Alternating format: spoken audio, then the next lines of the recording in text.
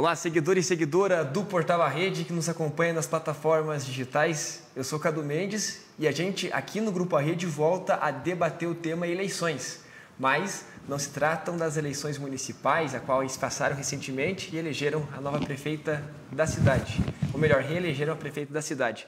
Trata-se das eleições da Ordem dos Advogados do Brasil, a OAB da subseção de Ponta Grossa, que é disputada por duas chapas. E na tarde desta quinta-feira vamos conversar com representantes de uma destas chapas. Estão aqui comigo nos estúdios do Grupo A Rede Maria Antonieta Paido Ferraz, ela que concorre à presidência da OAB pela chapa 11 de agosto, e também o Dr. Rubens Florenzano, candidato a vice-presidente na chapa. Primeiramente, Maria Antonieta, candidata a presidente, boa tarde para a senhora, obrigado por aceitar o convite e vir conversar conosco. Boa tarde, Cadu, muito obrigada. Nós agradecemos porque é muito importante essa via de comunicação. Também boa tarde para o doutor Rubens, que também aceita o convite e vem conversar com a gente. Obrigado, Cadu. É uma alegria poder participar com você nessa tarde. Esperamos poder esclarecer algumas coisas a respeito das eleições da Ordem e da nossa atuação frente à Ordem futuramente. Obrigado. E você que nos acompanha aqui no Portal A Rede, já manda para o seu amigo advogado, para o seu colega da advocacia essa live. Afinal, é um tema de suma importância, o debate que teremos hoje aqui no Grupo A Rede. Primeiramente, candidata Maria Antonieta, por que a senhora quer ser a presidente da Ordem dos Advogados do Brasil, da subseção de Ponta Grossa?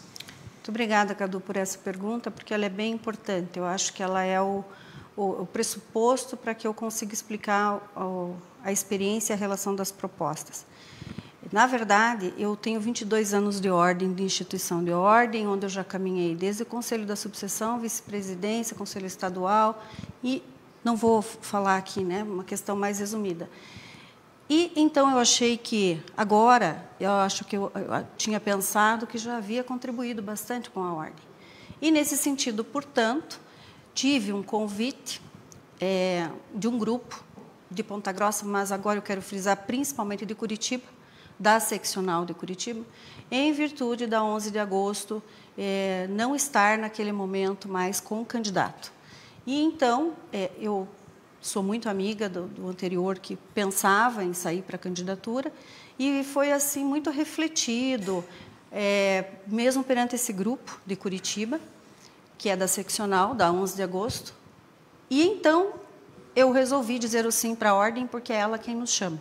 E se eu posso contribuir, porque foi essa justificativa, que eu teria um potencial para contribuir com a advocacia de Ponta Grossa, diante de toda a caminhada, eu estou aqui.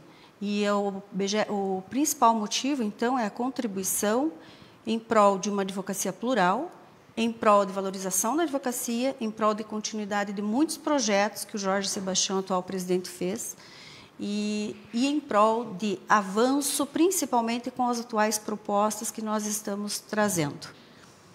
Nesse sentido também, doutor Rubens, questiono para o senhor, especificamente a OAB, qual que é a importância que o senhor avalia que a ordem tem para a sociedade, porque tenho colegas que são advogados, alguns deles que comentam que parece, em alguns momentos, que a ordem está um pouco isolada, um pouco afastada, e como que os senhores pretendem trabalhar para fazer essa proximidade, para trazer o advogado para casa, mas qual a importância que ela tem não só para os advogados, mas também para a sociedade, doutor? É importante a gente sempre lembrar que a ordem é para os advogados. A ordem é formada pelos advogados. A ordem não existe um partido político dentro da ordem. O que nós temos, muitas vezes, são visões diferentes sobre os objetivos que a ordem pretende atingir. A ordem não é simplesmente um órgão de classe onde se procura regulamentar a atividade do advogado. A ordem é muito mais do que isso. A ordem tem suas obrigações institucionais, inclusive a defesa da democracia, que é talvez o pilar principal da ordem. As demais situações onde a OAB se envolve vão além simplesmente da esfera administrativa. A OAB tem que estar sempre junto à comunidade. Tanto é que, nos conselhos municipais, a ordem sempre está presente. A voz da ordem é importante em cada um desses entes onde ela participa. Acontece que a ordem, embora tenha esse papel relevante, muitas vezes ela precisa ser provocada. Ela chega ao conhecimento da ordem de situações que ela possa, de alguma forma, intervir. Mas a ordem tem como dever institucional buscar sempre a democracia e sempre intervir em favor da comunidade, não só em favor dos seus membros. E uma questão também interessante, Maria Antonieta, estamos em Ponta Grossa também passando por um momento de debate político-eleitoral envolvendo prefeitura, envolvendo questões políticas, e teremos aí um governo de transição que irá assumir no próximo mês de janeiro. Inclusive, no debate com as candidatas à prefeitura que disputaram o segundo turno, o presidente da OAB, Jorge Sebastião Filho, esteve aqui nos estúdios, fez sua participação e colocou um tema de interesse da OAB aqui na discussão. Tendo isso como ponto de vista, como que a OAB e se a OAB vai se posicionar de alguma forma no contexto político, visando principalmente essas questões que envolvem a administração municipal? Sim, então, como o Dr. Rubens falou, eu completo, o artigo 44 do Estatuto, no inciso 1º, ele fala que a obrigação da ordem, no segundo que ele fala do advogado, a obrigação da ordem é defender a Constituição Federal, Estado Democrático do Direito, liberdade, princípios. E nisso, eu não vou citar todos aqui, mas nisso se inclui o poder-dever da ordem de se envolver em qualquer situação, inclusive política, porém não partidária, para intervir de modo em prol da sociedade, em prol da comunidade, a solução ser sanada. Ou seja, a ordem tem que ser combativa, independente e autônoma, e esse é o nosso principal eixo, junto com o Dr. Fernando Pereira Casagrande e a doutora Graciela, que são candidatos da 11 pela seccional, é a independência e a autonomia, no sentido de que nós não iremos nos envolver com partidos políticos. E não é porque é o partido X que nós iremos lá intervir se tem uma violação ou estão cometendo alguma inconstitucionalidade contra os munícipes. Às vezes lançam, por exemplo, um tributo, alguma cobrança que não é constitucional. Não é porque é partido esse ou partido aquele. Seja qual partido for, nós iremos, portanto, intervir dentro desse poder-dever. É nesse sentido que a ordem não só pode, como deve intervir. Sempre que houver qualquer violação a todos os elementos requisitos do inciso 1º do artigo 44, a ordem deverá intervir. E agora, já direcionando a entrevista em relação às propostas, afinal, os senhores estão também interessados em colocá-las em evidência para a busca por essa eleição à direção, à presidência da OAB. Um dos questionamentos que eu faço para a senhora, Maria Antonieta, é como a senhora avalia a academia, a formação em Direito aqui em Ponta Grossa, mas, ao observar o plano de governo, em um dos eixos há um projeto entre a OAB e a Universidade Estadual de Ponta Grossa, Universidade Pública aqui da cidade, que conta com o curso de Direito. Como que se daria esse projeto, especificamente em relação à OAB e ao EPG? Tá, então veja, nós temos dois pontos distintos nesse tema. Primeiro, que você abordou a questão dos cursos de Direito, hoje as faculdades de Direito na nossa cidade, que nós temos várias, e a questão da UEPG, que é a Universidade Estadual. A questão dos cursos de Direito é algo que também tem dentro dos eixos da seccional, porque é ela quem tem competência, Nós não podemos simplesmente agir, e esse é um ponto bem importante. A ordem só pode intervir dentro das suas competências, e isso existe em nível subseção, seccional e Conselho Federal. Isso é uma questão que preocupa muito a nossa chapa 11 de agosto, e está também dentro dos planos de organizar de maneira regulamentar para que a própria advocacia não sofra com tantos acadêmicos de direito se formando dia após dia. A ordem sabe disso, eu participei da Câmara de Seleção. Quais são os problemas, doutora, de ano após ano estarem se formando mais e mais acadêmicos em direito? Para você ter uma ideia, no Brasil nós temos a média um pouco mais de 1.600 cursos de direito. Enquanto nos Estados Unidos nós não temos a média de 1/3. Isso nós vemos pelo fato de que houve, na verdade, a transformação de muitas entidades como empresas para, através da formação, conseguem a liberação do MEC e formam cursos de direito. Isso não quer dizer que estas faculdades não contribuem para a sociedade e para o mundo acadêmico, mas há que se ter um filtro maior em relação a isso. E por isso da dificuldade, muitas vezes, do ingresso no exame de ordem, Por quê? Por questão da formação acadêmica. Esse é um ponto que precisa, não é impedir que hajam cursos de direito, tampouco o número de acadêmicos. Nós temos que impedir a má formação do curso de Direito, o que pode, por exemplo, né, alguns acadêmicos com toda a boa fé fazem o curso em determinada entidade e não têm o preparo suficiente. Quanto ao EPG, então nós vamos lá. O EPG é uma das universidades estaduais melhor recomendada a nível não só de Direito, como temos outros cursos, Agronomia, Odontologia, mas Direito. O EPG já recebeu, não só por uma vez, seguidamente, o selo nacional que foi conferido para o EPG, selo da OAB para o EPG. Esse selo é acompanhado de uma série de requisitos e que, portanto, valida, certifica publicamente a qualidade de ensino da instituição. Este programa que nós temos na nossa proposta, que, se não me engano, é o eixo 11, na verdade, ele já vem sendo iniciado pelo Dr. Jorge Sebastião, atual presidente, que está fazendo uma gestão bastante concreta. E seria o quê?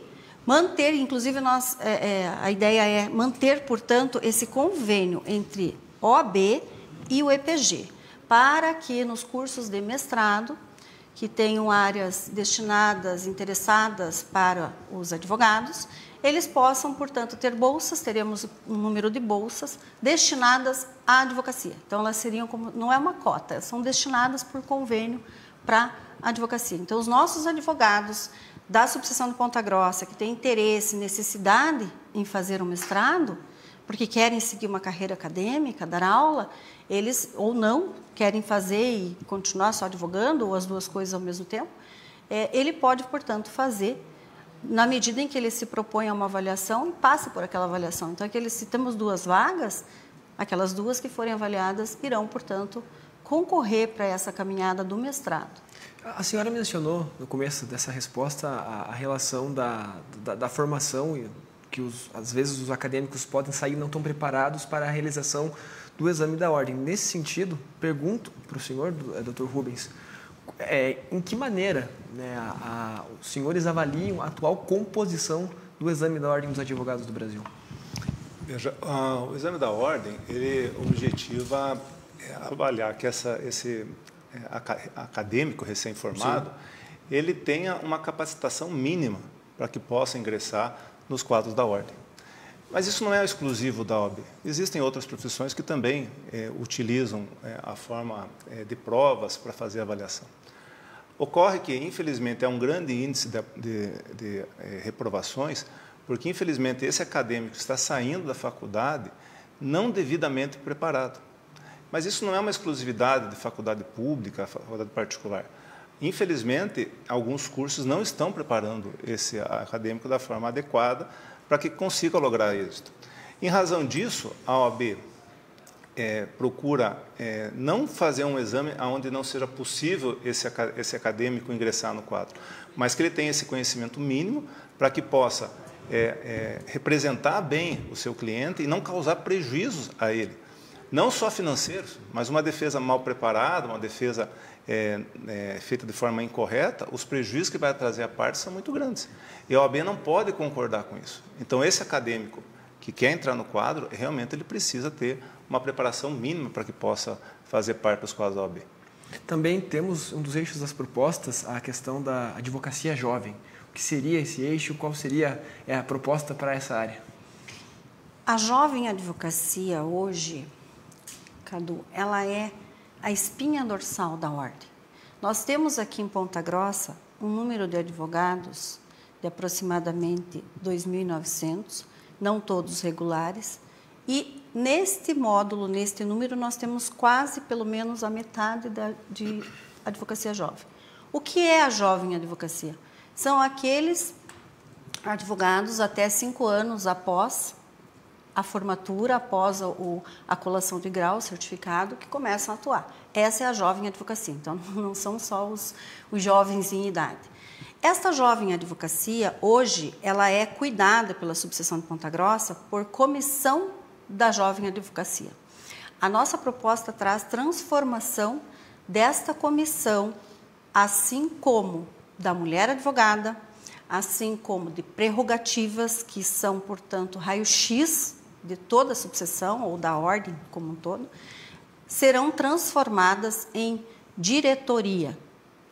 Não é a mesma diretoria adjunta que antigamente se falava aqui na subseção, porque havia, na época que até eu fui vice do Dr. Kubasky, nós tínhamos uma diretoria adjunta, que era aquela diretoria que não era eletiva, mas nós fizemos como se fosse um coletivo baseado no estatuto como adjunta.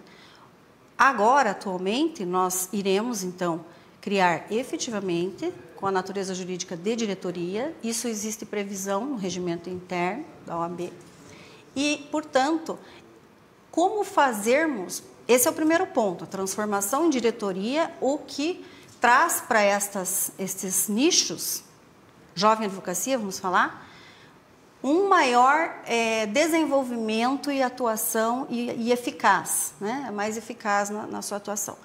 De concreto, o que nós podemos falar da jovem advocacia? De concreto, nós vemos hoje que a jovem advocacia sofre por uma questão de demanda, questão de oferta, questão de muitos advogados, questão de falta de preparo, questão de falta de recursos técnicos ou recursos para poder exercer atividade. Então, a nossa proposta ela está ligada totalmente com o eixo da seccional, com a jovem advocacia da seccional, que hoje já é diretoria.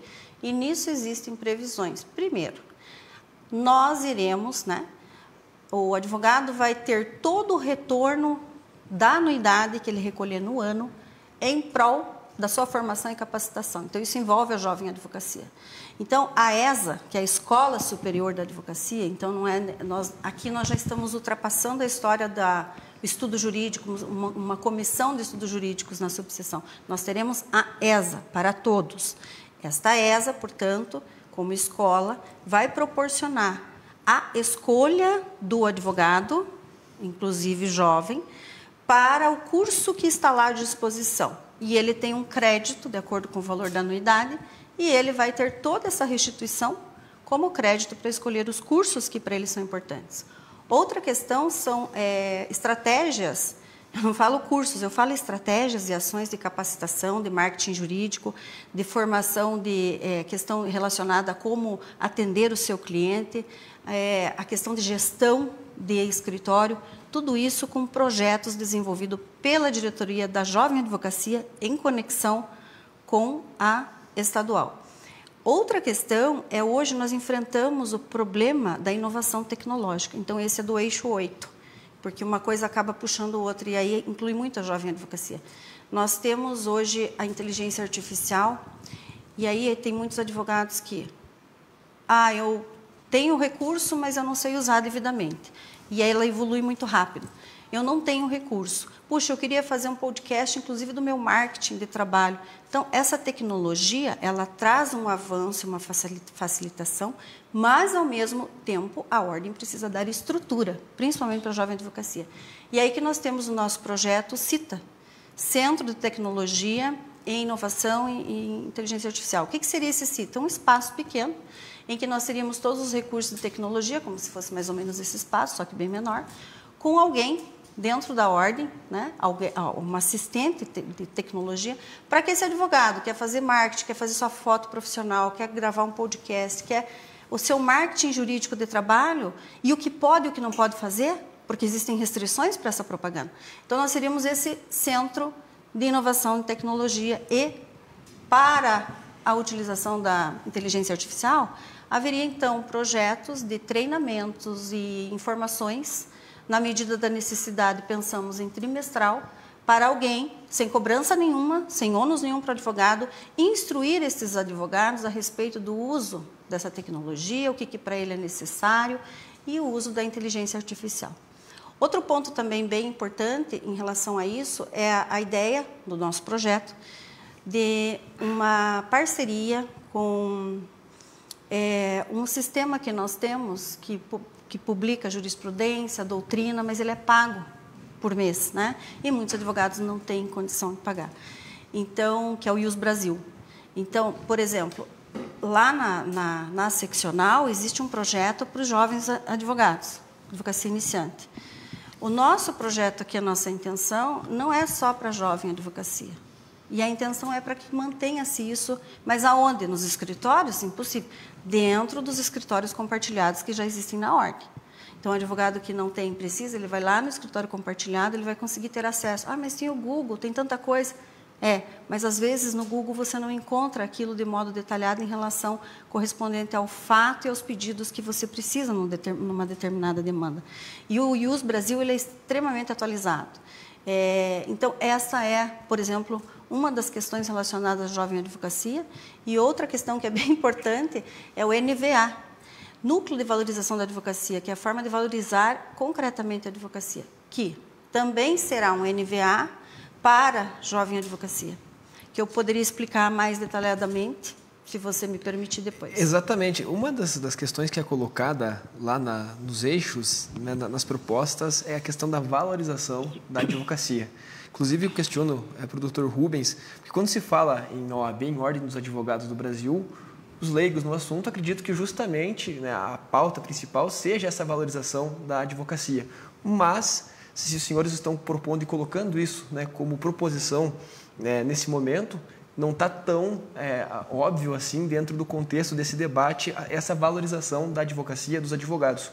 O que significa, o que se refere a essa valorização da advocacia que os senhores colocam ali nas propostas? Como toda a atividade profissional, a advocacia passa por um momento um tanto quanto difícil, seja pela quantidade de profissionais que nós temos hoje, seja pela falta de recursos que muitas vezes a população não possui, a ausência de recursos da população para poder custear os advogados. E isso acaba ocasionando o quê? Uma desvalorização da profissão, onde o advogado muitas vezes passa a buscar outras atividades que não apenas a advocacia, para poder continuar tendo uma renda suficiente para se manter. Mas nós não queremos que a advocacia seja um bico. Não é possível que um advogado exerça a sua profissão de forma suficientemente adequada, tendo que exercer uma outra atividade em conjunto e não possa se dedicar à sua profissão. A valorização da advocacia vai em trazer para o advogado a possibilidade dele ter renda suficiente com a sua atividade, com respeito aos honorários que são arbitrados na tabela, que é expedida anualmente pela subseção, onde estipula um valor mínimo de remuneração, seja você proporcionar ao advogado que ele possa voltar a se requalificar, seja através dos cursos da ESA, seja através dessa parceria que nós pretendemos continuar com a UEPG, aonde então ele pode se qualificar melhor e possa com isso apresentar um trabalho melhor ao seu cliente. Isso vai fazer com que o advogado, a advocacia volte a ser valorizada como ela nunca deveria ter deixado de ser. A advocacia além de ser uma atividade essencial à justiça, é evidente que ela precisa trazer para o profissional que a exerce uma remuneração digna. Não podemos ficar leiloando a atividade jurídica. Eu não posso simplesmente alguém chegar no escritório e imaginar que está comprando um produto. O advogado não vende um produto, o advogado vende conhecimento. E o conhecimento muitas vezes é difícil de ser valorado. Porque aquele que não tem o conhecimento, muitas vezes não dá valor ao conhecimento que o outro tem. Um produto é fácil de você negociar.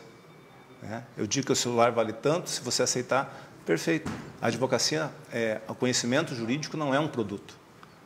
O que nós vendemos para o nosso, entre aspas, o que nós vendemos para o nosso cliente é conhecimento e tempo. Isso quem pode estipular é o advogado. A OAB vem e traz, olha, para essa atividade que você exerce tem uma remuneração que deve ser considerada mínima. E é por isso que nós devemos sempre respeitar isso que está descrito na tabela da ordem, para que nós possamos ter valorização ao nosso trabalho e dignificarmos a nossa atividade. E outra proposta também que eu achei interessante, que merece também igual discussão, que é colocada nas propostas também, Maria Antonieta, é a questão do protagonismo das comissões. Por que a chapa quer dar esse protagonismo às comissões e qual é a importância delas dentro da ordem? Muito bem. O protagonismo das comissões, ele anda junto com a própria eleição de algumas comissões para a diretoria. E algumas comissões que não serão diretoria porque elas não fomentam-se de modo permanente, porque existem comissões permanentes e provisórias na ordem. Estas comissões, portanto, que não são comissões que vão ser eleitas à diretoria, elas terão um protagonismo. O que é esse protagonismo? Primeiramente, doutora, o que são as comissões e o que elas fazem? Nós temos várias comissões, nós temos comissões permanentes e provisórias. As permanentes, prerrogativas, mulher advogada, jovem advocacia, direitos humanos, são indispensáveis, né?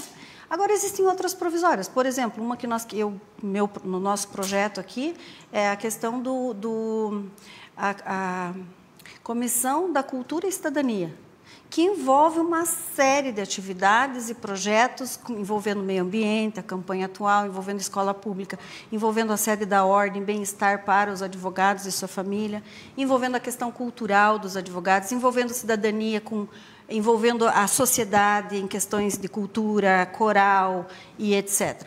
Mas as comissões, portanto, temos lá na ordem várias, e eu demoraria muito tempo, mas nós temos a comissão da mulher advogada, do direito digital, da advocacia, da jovem advocacia, do direito do trabalho, do direito previdenciário, temos a comissão de direito criminal, temos a comissão, e aí afora, prerrogativas, que é bem importante, que vai passar à diretoria. Qual o objetivo das comissões? O objetivo das comissões, e aqui nós voltamos ao conceito de ordem, é trabalhar de modo coletivo com a ordem, porque a gestão diretiva não faz nada sozinha, ela precisa dos demais de todas as comissões. O que acontece, que foi percebido pela 11 de agosto, é que estas comissões, não em todas as subseções, mas de certo modo, elas passaram a ser apenas no papel preenchido com os nomes, e poucos atuam nessa comissão, porque alguns são até desestimulados. O que é o protagonismo das comissões? É trazer a importância novamente dessas comissões, porque são importantíssimas, porque são elas que fazem o link entre os advogados e OAB, da parte da necessidade de relação, né, de todas as esferas, e também fazem o link entre, assim como os conselhos, que a ordem participa, municipal, de segurança, fazem o link com a comunidade. O protagonismo, então, quer dizer o seguinte: nós temos a ideia, temos já um projeto, PROEX, que se chama PROEX, que virá, portanto, para essas comissões, que todo e qualquer trabalho da comissão, que ela apresenta por projeto, este projeto, uma vez aprovado, ele vai ser executado com recursos concedidos a essa comissão e com resultado positivo para essa comissão. Ah, não, mas não é, vai pagar? Não, não é isso. Ela vai ter um resultado produtivo e positivo em relação a poder concretizar e continuar trabalhando e recebendo uma qualificação, inclusive, em relação a todo o resultado dela. E podendo isso, esses projetos podem até, por exemplo, um daqui da subseção, ele se transformou em estadual, quando era a Comissão de Direitos e Prerrogativas, que foi o primeiro colégio de presidentes de prerrogativas, que o Dr. Rubens, Jorge, acabamos apresentando. Então, este é o protagonismo, para que os integrantes de comissão realmente levem a sério e, na mesma medida, a ordem trate de modo sério e, assim, né, continue em relação ao trabalho das comissões. Isso o Dr. Jorge também já vem fazendo, um trabalho muito grande, exponencial. Escola de dativos também, que foi ele quem sugeriu o projeto, criou. E aí nós entramos também no benefício para a comunidade, né? A advocacia dativa, ela vem em prol principalmente da comunidade, com uma qualificação, com amparo, com orientação, para que essa advocacia dativa seja realmente eficiente para aqueles que não podem despender de recursos para pagar advogado. Muito bem, e com isso a gente chega ao final aqui da nossa entrevista. O tempo parece ser curto para quem é candidato e quer expor as propostas, mas para aquele que acompanhou a nossa live e está interessado em saber um pouquinho mais da chapa, como que ele procede, hein, doutora? Nós temos as redes sociais, o Instagram, que está lá em número romano, mas minúsculo, XI, né? 11 de agosto, Ponta Grossa, OAB Ponta Grossa, 11 de agosto, OAB Ponta Grossa. E lá, portanto, nós temos, desde o início, a chapa integral com os nomes, a qualificação de cada um, tem um carrossel de todas as propostas, e lá também são postadas atualizações que estão vindo neste momento que nós estamos. Por exemplo, teve a decisão do CNJ dizendo que o advogado não vai mais fazer sustentação oral, quase que cortando isso. Então, essa é uma situação, uma demanda que veio agora, e que, de algum modo, nós também teremos que intervir.